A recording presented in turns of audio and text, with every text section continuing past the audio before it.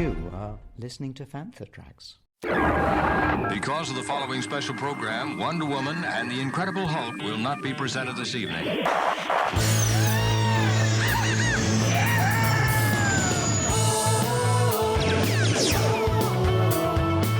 a panther. It's time to get all your Star Wars news in a single file. That doesn't sound too hard. Boom! This is Making Tracks. This is the way. Here are your hosts, Mark Newbold and Mark Mulcaster. I know these people. They are brutal. Does this look Jedi to you? That's not how the Force works. They'll never see it coming. Count You're listening to Making Tracks and a special episode as we head east to Cologne once more in Germany and the 2026 running of the highly regarded Power of the Force convention, where fans from across Europe and beyond congregated to enjoy an amazing weekend and meet some of the biggest stars in the galaxy. That included the Emperor of the Universe himself, Ian McDiarmid, who was there all weekend and who gave a fascinating talk that you can listen to right here on Making Tracks. Ladies and gentlemen, the mastermind of evil, the darkness himself, go to the dark side, go to Ian McDiarmid!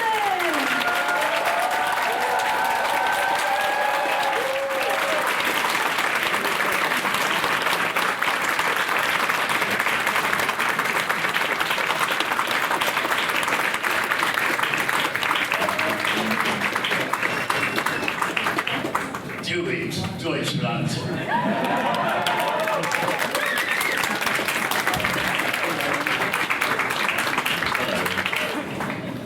Welcome back on stage. Thanks. Great to have you.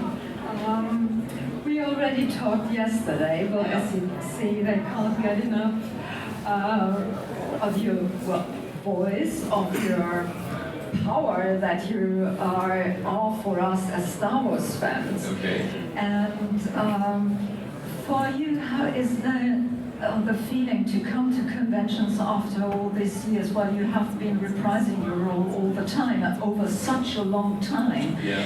And so how is that for you? Well, it all began when I was about 37 years old.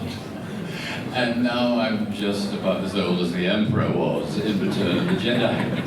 So that's quite a long journey, but it's been a fantastic journey.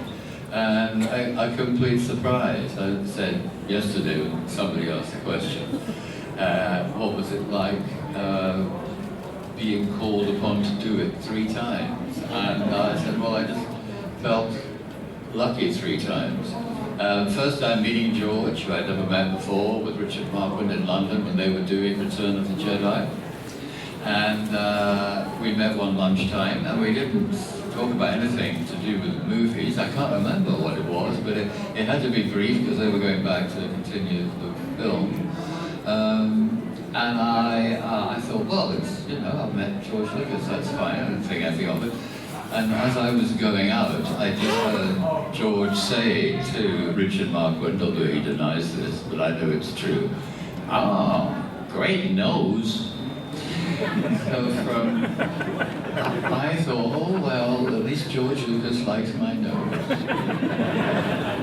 And you know the rest. So then was that film, which I didn't know what the part was, he didn't tell me. But when I got back, it was all very fast. The phone was ringing in my flat, and it was my agent. And he said, "You've got the part?" And I said, "Yeah, well, great.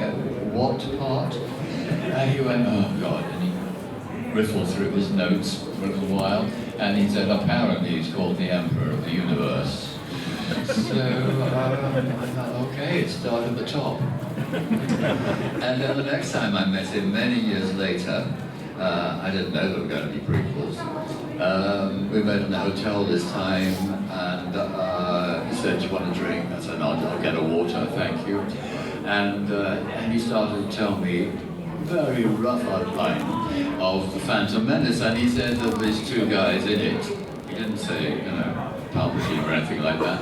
He said there's one who's a senator, that might be a part for you. He's a straightforward politician, if you can imagine such a thing, a straightforward politician.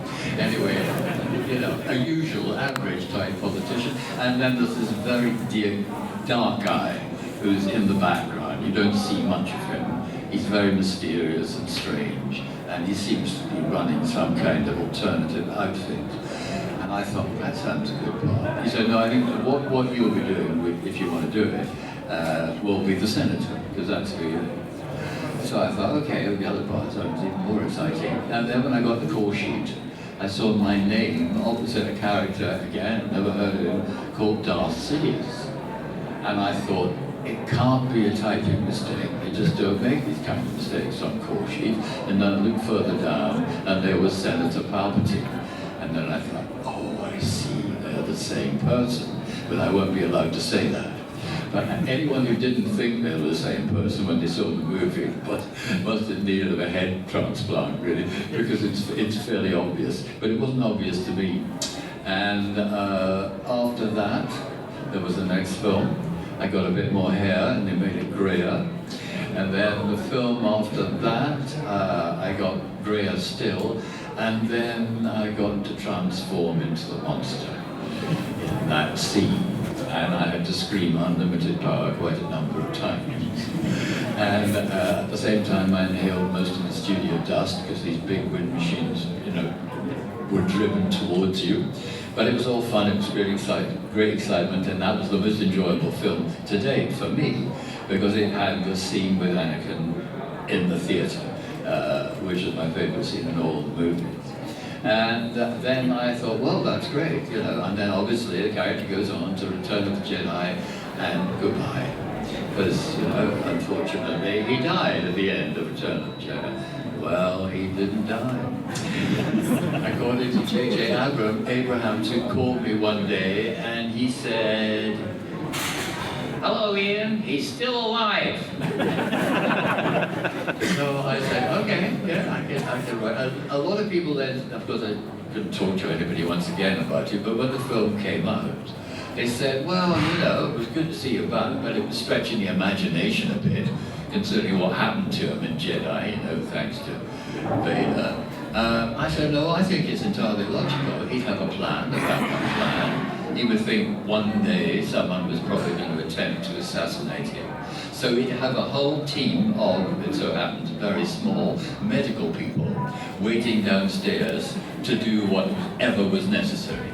And of course, you know what happened. He was very badly disabled, but they had invented, well, first of all, he invented snow, didn't he? And then they invented this wonderful astral wheelchair, which I must say was the most fun I've ever had, zooming around the studio and scaring everybody else. I wasn't scared at all. These 4 guys who manipulated me, who were absolutely terrific, and I couldn't have been more, you know, firmly strapped in.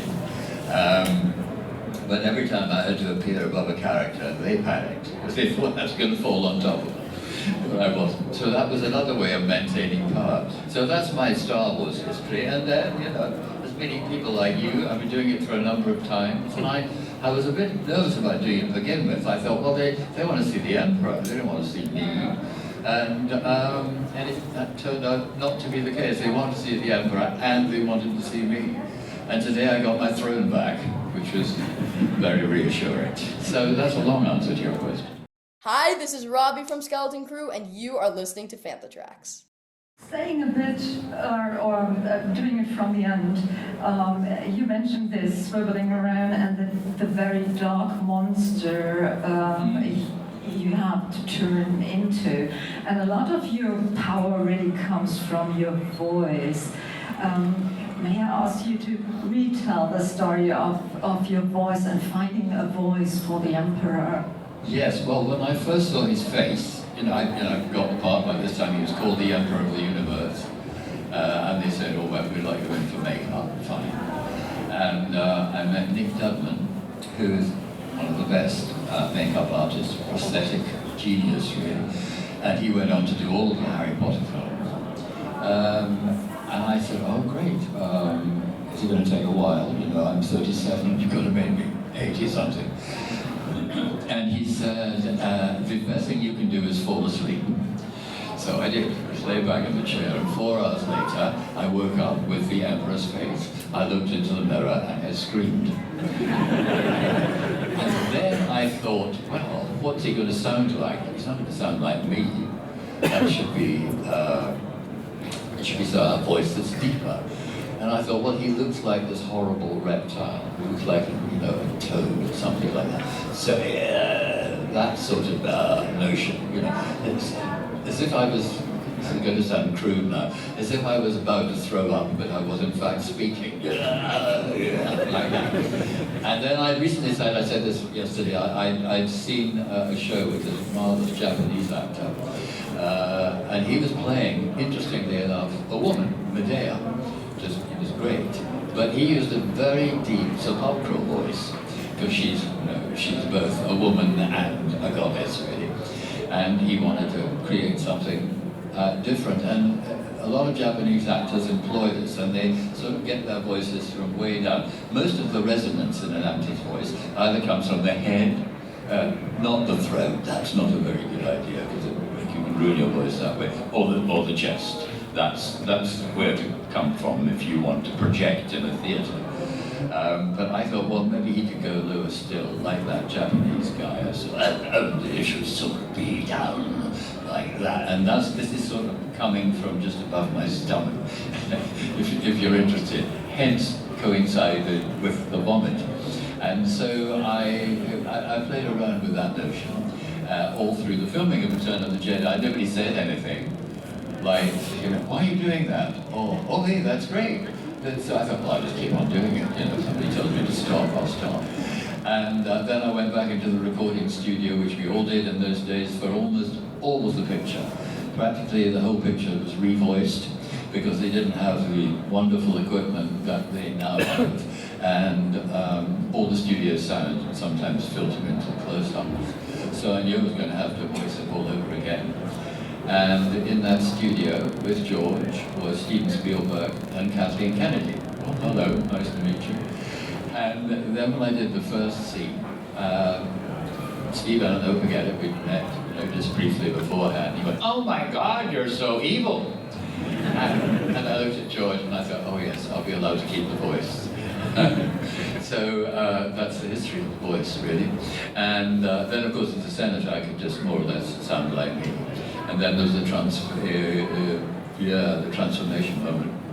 When I lost that voice, I lost my own, and turned for a short time into the monster underneath before I was released again into the Emperor's voice. That's the story. For everything in one location. Daily news, reviews, interviews, podcasts, video and social media feeds. Bookmark FanthaTracks.com for Star Wars news 24/7, 365.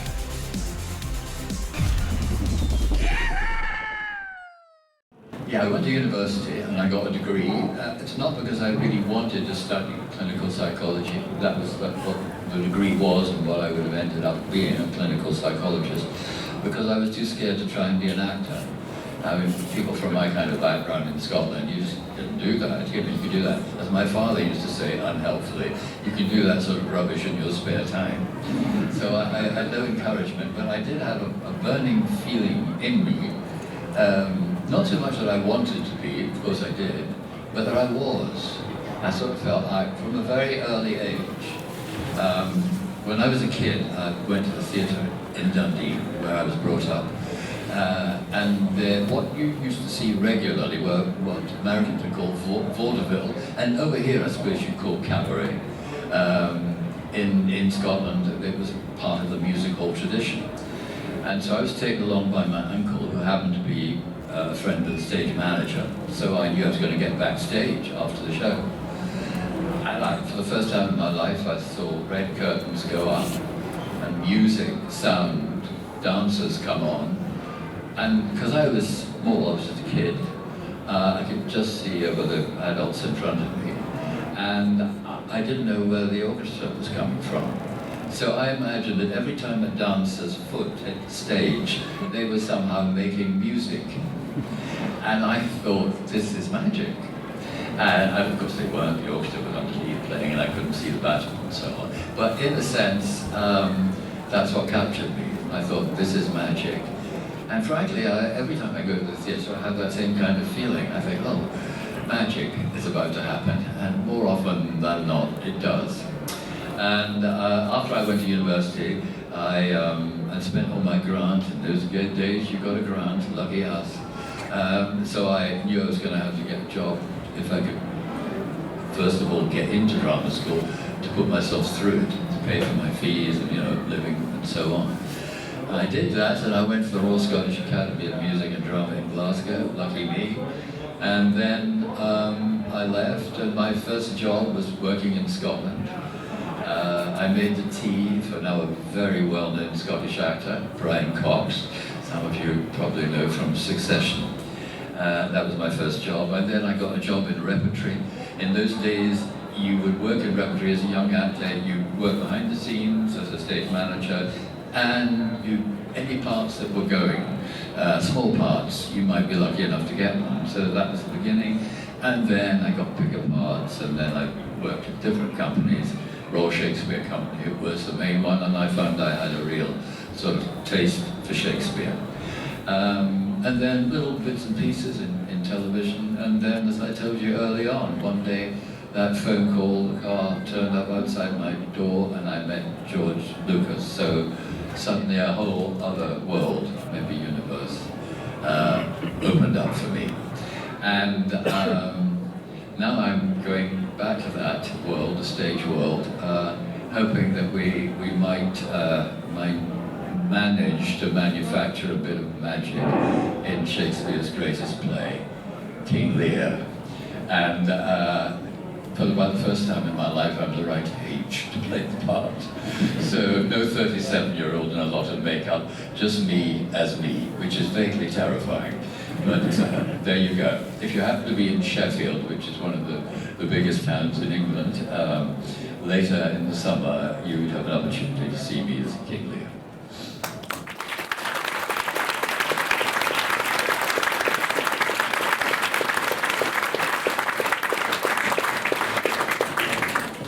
Tell us a bit about these challenges, or how different they are, being an actor in the theatre on a stage, on a live stage, compared to the thrills and challenges on set. Yes, I mean it's the same in as far as you get the play, you see the part, you feel you could perhaps do something with it, you learn the lines, and then it sort of slowly goes into you. It couldn't be more different in cinema because you sit, well, rather like I'm sitting now, and the camera will be there. In Star Wars, there'll be another 5 of them all around you. And they're there to photograph and capture what you do.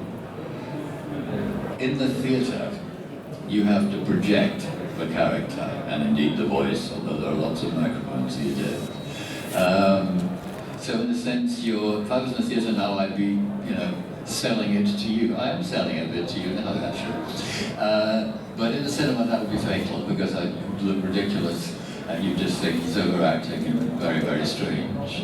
The voice level, again, is controlled by the sound people, but it's also controlled by you, and you just speak in an everyday manner. Otherwise, you would seem grotesque, unless you want to be grotesque and scream unlimited power.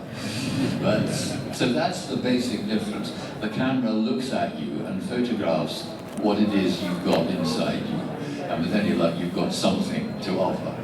In the theatre, you have to contact everybody in the building in an indirect way, so unless you're talking directly to them, through all the other actors, and you have to be able to project the personality of the character, the emotions of the character, and of course, the speech. This is Steve Bloom, voice of Zebralios, and you're listening to Fantha Tracks. Caravast. May the force be with you. We talk a lot about AI these days, and about stealing voices away from actors. So what is your opinion, and what can we as fans that really love the person, because no convention with AI, right? What can we do to support you as actors? We don't know what's going to happen, do we? And it's not I mean, there are lots of advantages that we can see, but there are lots of potential disadvantages that we don't know about. And as far as acting is concerned, I remember my bank said, you know, all these security things you have to do, fingerprints and all the rest of it, facial recognition, I've done all that. And they said, oh yes, and could you put your voice on? I said, no, I won't do that.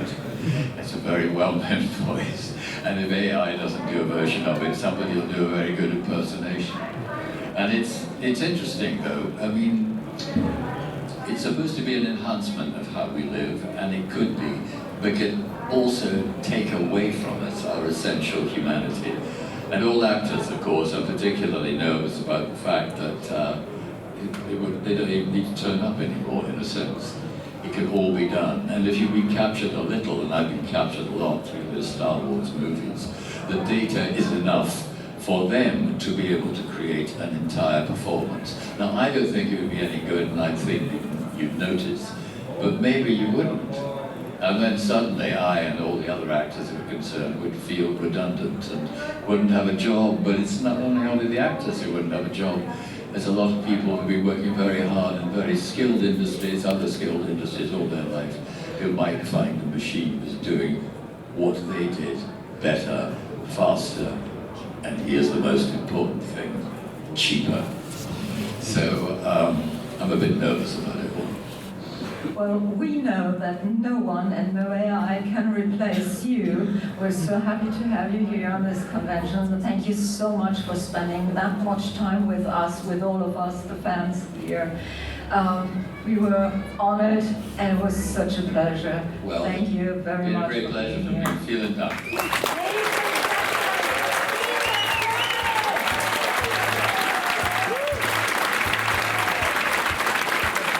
Email radio@fanthatracks.com, head to links.fanthatracks.com for links to our social media feeds, Fantha Tracks TV and Fantha Tracks Radio. Thanks to James Semple for the Fantha Tracks intro, Blues Harvest for our Making Tracks opening music, and Mark Daniel and Vanessa Marshall for our voiceovers. New episodes drop Tuesdays and Fridays at 7 o'clock UK time. Our weekly news show Good Morning Tatooine goes live Sundays at 9 o'clock UK time on Facebook and YouTube. And remember, Fantha Tracks is absolutely free, so it costs nothing to stay updated on all the latest Star Wars news.